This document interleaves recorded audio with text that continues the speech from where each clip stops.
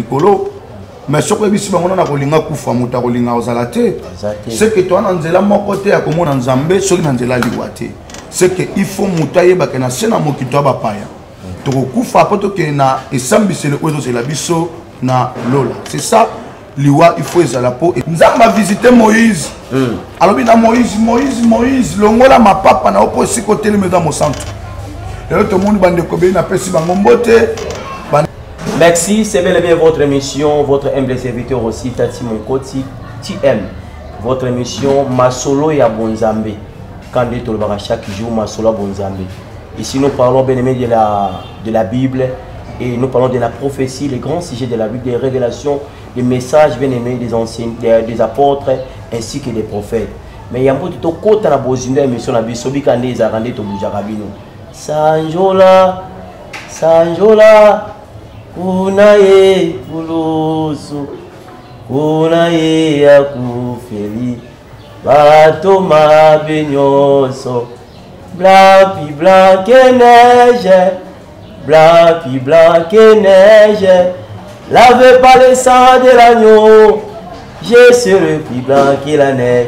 Nous serons plus blancs que la neige, c'est votre émission Masolo et Bonzambe. Ici nous parlons que de la Bible, de la révélation, de la prophétie et les enseignements sur les apôtres ainsi que les prophètes et les grands sujets de la Bible. Je suis passé dans ces plateaux, je suis avec un humble serviteur de Dieu, le berger dans cette église Bethesda. Sans plus tarder l'image, ils attendent Pesangonga. D'abord, c'est un mot oyo. Mbote pasteur. Oui, mbote motona Nzambe.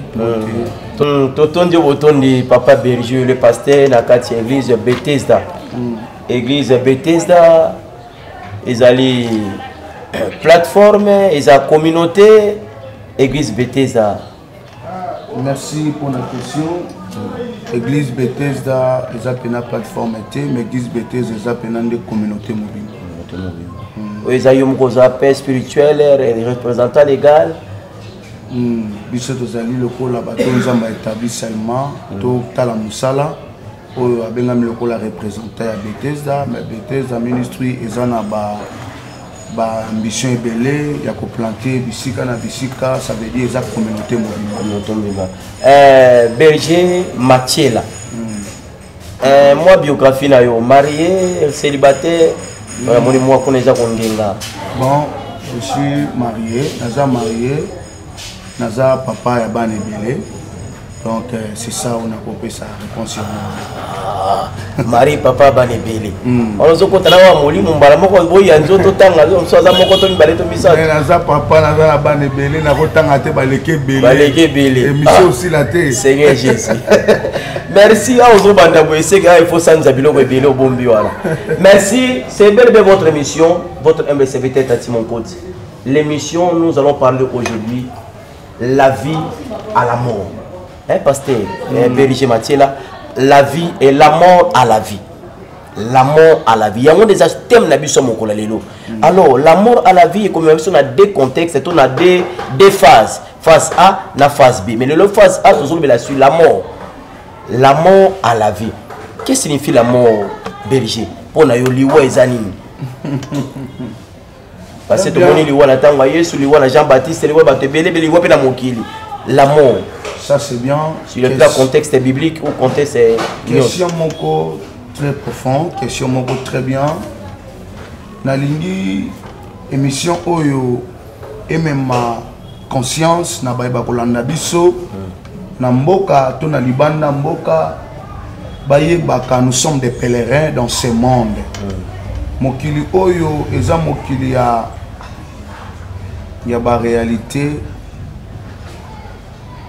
Les gens qui la réalité est vraiment et liwa et zala quitté mais liwa et koti kokota na sena moi par rapport à désobéissance il y a le Cambotali na kata jardin d'Éden Adana Ève à cause de la désobéissance c'est de liwa et koti na sena mokili ce qui Christ le Seigneur a kufa qui c'est que biso peto kufa le lo oko poser question moko na batu ngana lingara mona nzambe muto sa ko sepela otombola musapeli kolo mais ce que bisi bango na kolinga kufa muta kolinga ozala te c'est que toi na nzela moko te ya komona nzambe soki na nzela liwa te c'est que il faut mutaye ba que na sena mokito ba paya to kufa poto que na esambiselo ozo c'est la biso na lola c'est ça liwa il faut ezala po esambiselo récompense ezala. Ah, oui. Donc bongi moto akufa pona mona nzambe c'est ça kufa na yeza physique kufa na yeza spirituel kufa na yeza forme baptême kufa na éviter kufa ezana deux sortes na sena moi. Jean-Baptiste azoloba na Matthieu chapitre 3 11e verset alobinga nazoba tsadino seulement na mai po mema bien na mbongwana mais muto ko ya prenga arba tsadino na molimo pe na moto aime ko laksa na mutu déjà ko préparer esprit à mutu tant bazo diso na mai ça veut dire ondimi kufa na nzambe tant ozo lamuka ondimi lisekwa na nzambe ça veut dire kufa eza physique kufa eza pe spirituel. Merci Nzambe atonda ma père Zolokumu na masanzoli na ye. Merci. Quel est le rôle de la mort? Koufeza physique, ça fait spirituel, puis koufeza un avantage pour la tout le monde Nzambe. Alors quel est le rôle de la mort? Rôle na yezani. Rôle la koufa. Rôle ya koufa, eza question moko bien. Rôle ya koufa, ngana kobe ngango eza rôle ya récompense. Parce que mon tout le monde est dans scène à disparaître sera les qui dans la liwate. Il faut tout mettre dans la question après liwate qui na wapi. Parce que tant liwa et les hommes mutu o adaki na kati na bonzambe. Apocalypse salobi tika ba ku fino so kati na kolo ba pema na kimia.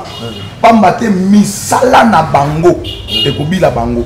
C'est que après liwa mutu ana récompense moko et c'est là quelque part dans ma boko mutu dans ma boko nzambe.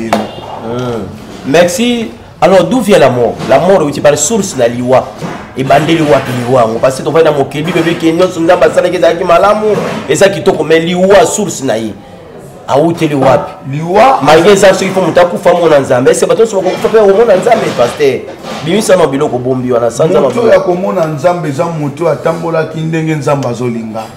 Ça c'est un. Na sena moy oyo na koko ebisa yo la vie d'un chrétien c'est la vie de sans péché. Peut-être comme tout na comment parce que mon kiza mon kila masum. Moto ayebi nzambe tango la muki na tongo a comme na 12h. Il faut vérifier vina ya banda tongo kino 12h na tambola ndengeni. Tango vérifier vina ya banda tongo kino 12h a ko na facilité ko bongisa ka bon moy na tango nyonso. Parce que liwa ezala quitté na sena moy. Mais à cause il y a désobéissance na kata jardin d'Éden, il y a Adam et Ève. Satan nyoka eko ko sabango na ba principe nzamba taki. Les autres na kolobela biso était ce que tu retosa ba principe nzamba tete, c'est que c'est la vérité, c'est toujours liwa. Ah, mais ça bon to boyte mais la Bible même wana bino botanga kamingi bino basala nzambe. Tozo mona Enoch est enlevé. Tout le monde va te bénir parce qu'il a enlevé avant que même Jésus lui-même a résisté mais il a enlevé. Et ça moi a dérapage toi moi explication claire ici quand on a mon ça grâce grâce et ngolu et lui ko bateke ngolu oyo zuya monga na ozwa non non que bon ba Isaac ba mata ba disparaître pourquoi ba Abraham ba kufa pourquoi bato bazwa ngolu bazwa ngolu na ndenge na bango ndenge za masaila makambo na ye ça veut dire bato nyonso o batikali o eza makambo ya komata to komata te eza ba secret ya nzambe ye moko ngana ko pesa penser nzambe te c'est ça mais o ngana yebi pour tout ça la rencontre na Christ le Seigneur il faut te le canal de la nuit ye mo date exemplaire a kufi a passé puis c'est que biso pe to ko kufa après to ko c'est quoi dans au 7e trompette ko beta to ko c'est quoi récompense c'est dans la baïba koufi kati nan kolo ne pas cause récompense c'est ça merci Sanjola kuna na ikulusu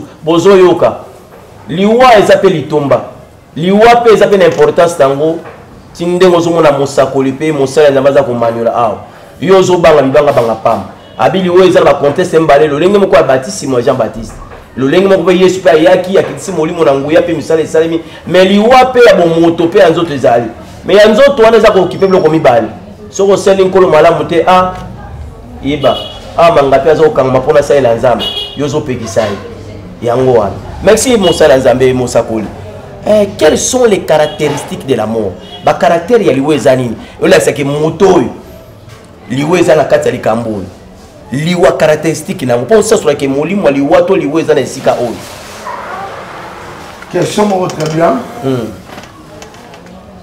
oko remarquer mutu o liwa eza na kati na ye ba signe elakisaka oto bengi na kombo ya bilembo bilembo elakisaka elembo liboso mwana kilikili asengi papa na ye mbongo abi pesanga mbongo na nga pesanga bozu na nga na kende pona ye amoni akoki akoko vivre vie na ye andeya ya papa tanga bimi ake ko sepe na mbongo nde place omoni ba caractère ya liwa et bandi merci Saint-Esprit nde omoni ba caractère ya liwa et bandi de kopengwa mbala moko via débauche koti na kati na ye akomi muta babo ndumba elingi koloba nini oko remarquer mutu oyo ba signe ya liwa na kati na ye ka mutu alongwe pembe na nzambe parce que mutu alongwe pembe na nzambe ça veut dire alongwe pembe na protection. Oh. Hein? Parce que mutuka permet na nzambe ana kata protection. Tant on le permet na nzambe, yebisanga na récupérer. Diable. Diable a récupérer ka poti ko na sena moyo vivre te, mais ako récupérer pas mon kola suka tant ba beta efimbu, ba beta pe binomi balé na efimbu ye pour récupérer fimbu. Directement ko linga okumela te po biko ko se repentir, ako récupérer mbala na liwa. Mais Bible lobi ki nzamba ko tika biso toto mekana na lina mo mekana o eza likolo ya taye ba ko ndima na biso. Le bongo joba mekama ndeni. Mais ko la défendre ki abi ki bosi ma molimo te ka ko bele nzoto. Le bongo te sore lembie ko pengwa te. Nous sommes des êtres humains dans ce monde. Donc comparé à Nzambe na batute. Nzambe alaki na mission o sema ki accompli na sena moy. Et c'est ma première de choses dans la montée maman mounene. Par étape, il va être pour nous amasser pour faire qu'il y en a pas de nous sommes des êtres humains. Nous avons à permettre diable à lui qu'il y ait une vie naïe, qu'il y ait une vie naïe. Ça c'est un angela pas méga job. Nous avons un personne là, à lui qu'il y ait une vie naïe. Nous sommes mains, mon lit aussi mbatté. Et comme appelle à ta mot sur une autre nion quoi mi ma casse, m'ta possédé. Tout ça tout. Mais les frères qui m'ont lu moi ici mbatté c'est qu'un colo déjà préservé qui est. Mon lit me ko battre la maman nzoto serait souffrir ko pengwa. So lo na mato ko pengwa. Hein? Au moins na muto ya osambela nzamba yebi nzambe mbe vi o azo mene vi o azo lekanango ezo correspondre te na kombo ya nzambe oyo otanga na munoko na ye. So muta motema ta ko pengwa. Merci, affichez tout TV, abonnez-vous bien aimé, abonnez-vous à la chaîne Nabiso, YouTube, affichez tout TV. Beta wana, cliquez wana, ou avec le apokoti wana. L'issue yango liwa yango tozolo bien. Tozolo liwa na contexte biblique, na contexte ya vie, on mtunde na ko tambola. Pasteur, Job a comme na suka. Job a fingami, Job a tué, anyo comme bana nyoso dit ce comme ba kufi. Après, par rapport à qui qu'on s'est retrouvé, tout le monde est relaté. Donc, ça veut dire la mort et ça mort quelque part caractéristique, il y a vie à pécher. Ce que l'on voit, c'est mort pour la péché, dans le bateau le kuta. Parce que l'Iwa est un gamin mouta au kufakaka. Mais il y a sur le biboui. Na tienne j'étais mis balé à au bosimba, au bosimba. Donc, basimika a bien les mal, babioté. Moutaki na mabela kozonga mabela mais liboso li weza quitter pasteur Moussa Kolanza. Question moko bien. Question moko bien mais photo zonga ramingi na makomi. Tanga lobi na bango na teli bino banzete mibale. Bosimba oyo te. Tanga basali désobéissance. Désobéissance ne me mamout na liwa. Ça veut dire nzambe o alinga ordre. Nzambe alinga quand lobi na nzambe to sali oui etikala oui, non etikala non. Même dans scène à mon kili, tant que vous allez alliance, mon qu'on a monté sur mon pakala. Tant que vous désobéissez à l'alliance, vous allez qui et comment il faut rompre les relations en alliance.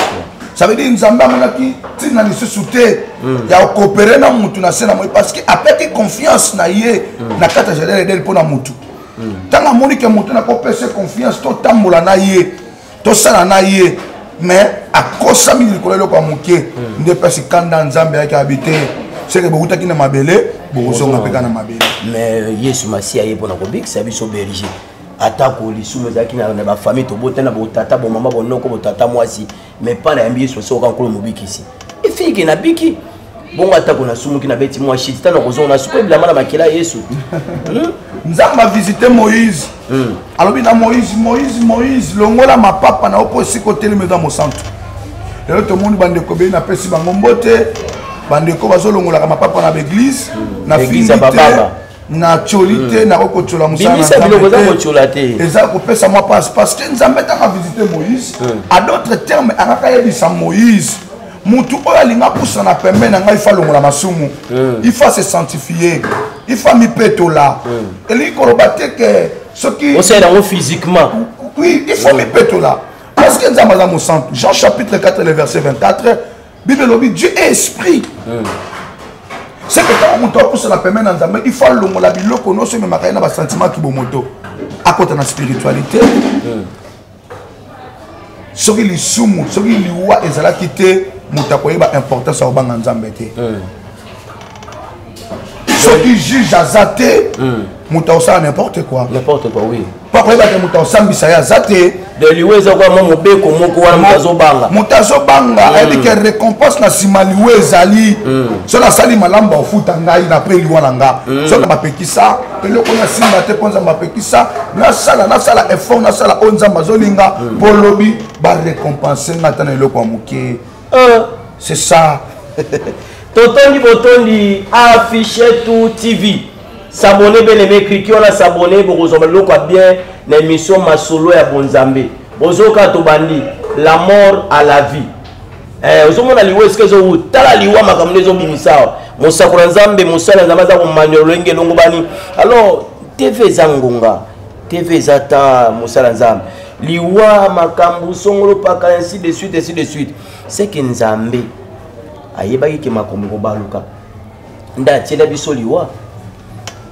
parce que makombo beti nzambe asaki nyonso za malamu za kitoko zabe papa ayeko tia liwa alors comment vaincre la mort na kolonga liwa ndenge ni pasteur liwa mutalonga yango azalaka te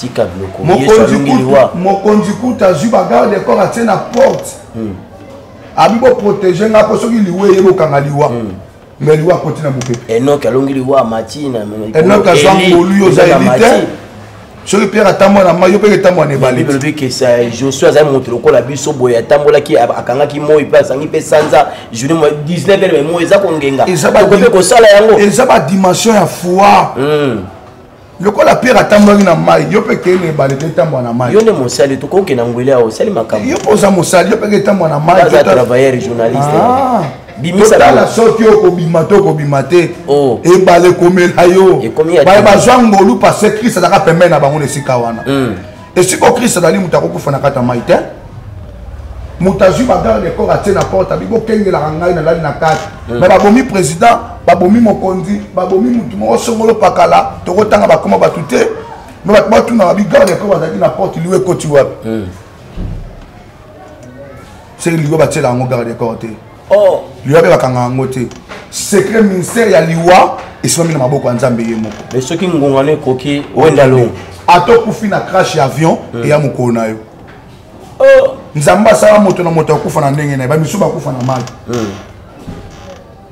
bamisu bakufa na accident kombo na onga liwa bongo baoyo bakufi na crash ya avion bibi loike mokolo asuka milimo nyonso na ekozala na ekobima na crash ya avion osili okobima ndenge nzoto ekokufa me molimo nde ekoseko. Nous luttons pas contre la chair. Nous luttons contre l'esprit. Dieu est esprit. Dieu est mon nzambe. Nzambe ayi pena nzambe la pembe ngai nzambe ngai na ina mandefu. Dieu est esprit. Nzambe alobela biso na bilembo pena basini.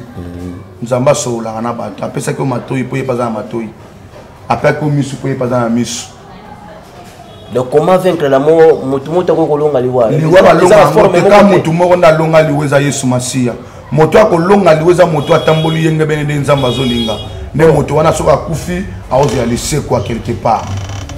Merci totondi botondi affiché tout TV abonnez-vous TV bien-aimé za radio te TV za ngongoli te ezo beta na ezo kanisa wana tozaki na moto na Nzambe. Les prophètes, les bergers, les pasteurs, tout ça comme naie berger, prophète, Matthieu, la David. Okininga Manuel Bisso, personne ne peut vaincre la mort. Affichez tout. TV. Abonnez-vous. On est à la chaîne Nabino, la témoignage TV. Abonnez-vous. Ma solo à Bonzambé. Vous allez poster une émission plus 243 89 528 24 87.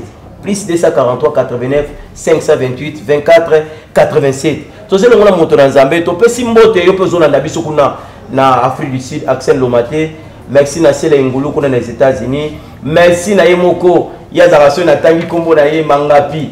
Il y a joli. So Tangi Kombo na Monote Berger, mon dans Zambé, journaliste Tiem Lucas. On ne peut vaincre la mort. Et comment faire pour maintenir la vie de la sanctification, pour ne pas tomber dans la mort? La vie d'être chrétien, c'est la vie de sans péché. Sans péché. Papa, oui, qui est tout ça, qui attendez, la zone, la zone, on appelle moi, bah, c'est une église, on va y béné. Bah, protocole, moi qui tourne avec TCC, qu'on appelle Monsieur Zako, qui est sans péché. Monsieur Zana problème. Quand nous avons toujours vivre dans la scène à Moï, Motonan Zambé, Papa Tati, Tokosumu Kakaka. Na pesimbote na mon père spirituel, pasteur Timothée Flamelonga, Oazo Landangaï, Aibisaranga bi mon fils, chaque fois. Il faut que kino 12 otambola kindengenini. Il faut longa liwa olonga lisumu esenga na yo o reconnaître kama bena yo o sali yo moko saka to batindika yo.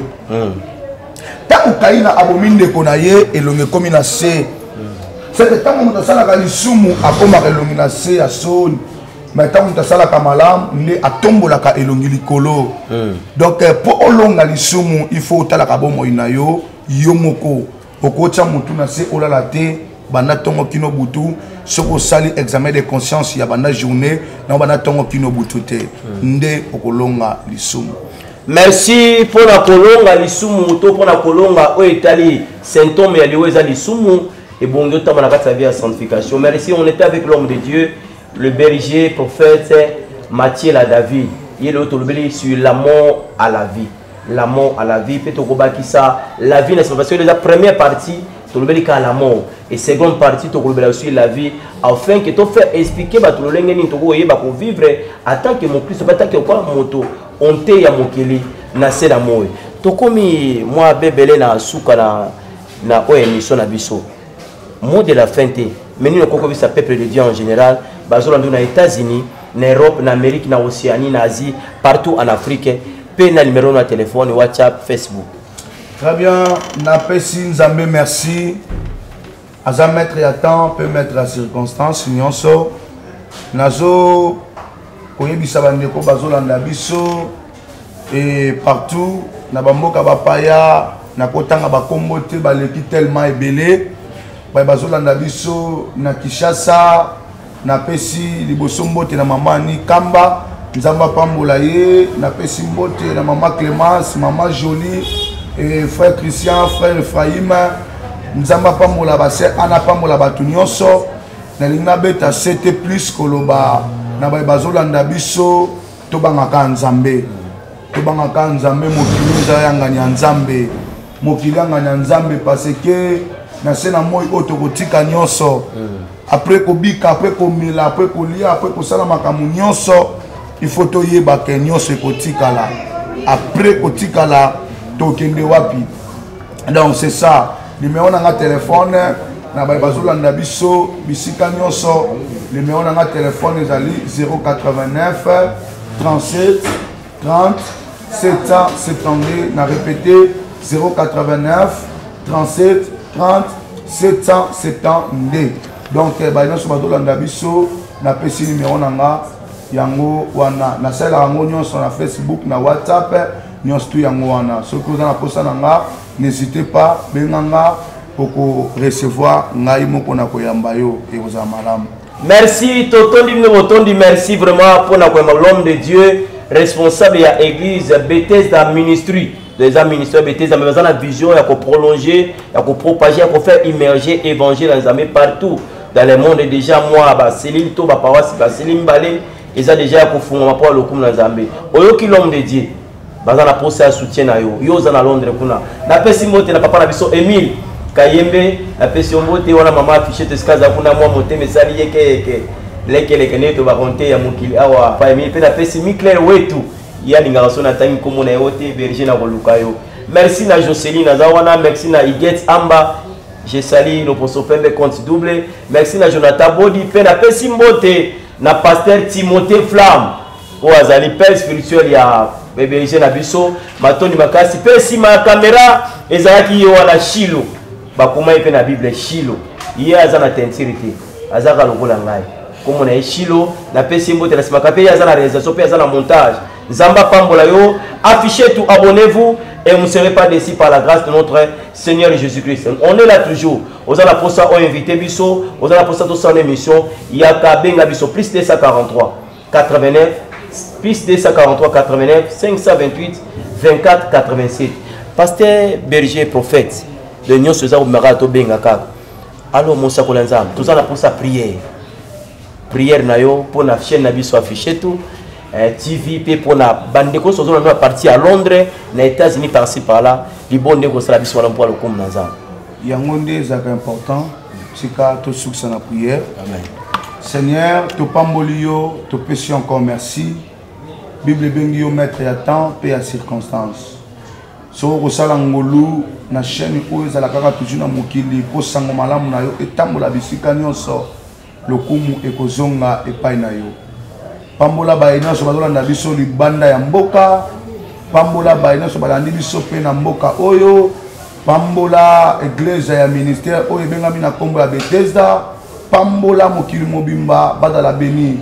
Na pamboli église mobimba Bethesda bandimi ba servante ba serviteur badala beni. Pe bolamu na Nzambe etambo na bino eke na bino etika pe na biso. Na combo na Yesu Nazareth, to sambeli pe to lobi. Amen. Que le bon Dieu te bénisse. Amen. Que le bon Dieu vous bénisse. Bien aimé, to saluer le pasteur Achorme, chapelle des vainqueurs international, Kishasa Kingabwa et le pasteur Maxwell, pasteur national que j'ai salé. God bless you, Daddy. Alors, Nzamba Pambola Biso, on se voit à la prochaine. Toujours bien aimé sur notre numéro avec le pasteur prophète Mathieu David.